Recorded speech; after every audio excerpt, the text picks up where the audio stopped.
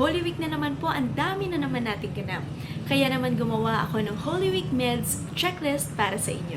Unang-una po, dapat meron tayo ng mga pain reliever katulad ng paracetamol para iwas sakit ng ulo at iwas sakit ng katawan, lalo na po sa haba ng mga lakarin natin. Pangalawa, dapat meron din po tayo ng mga oral rehydration salts dahil sobrang init na naman sa simbahan, napakabilis po nating madidehydrate.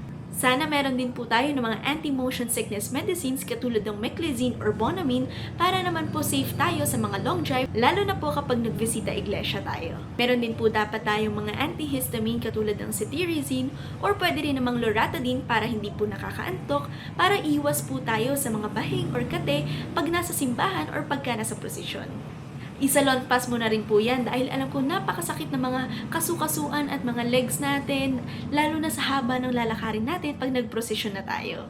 Sana meron din po tayo ng mga inhaler katulad po ng Vicks inhaler or Katingko inhaler, lalo na po kapag nasusuffocate tayo sa dami ng tao o yung sa usok galing sa kandila. At syempre, hindi po porket nagfa-fasting tayo sa pagkain ay magfa-fasting na tayo sa maintenance. Kaya dapat marami po tayong stock ng ating maintenance. Ako nga po pala, si Denise Tayag at ito ang MedExplain. Gabay sa gamot, hatid ng Medix Pharmacy.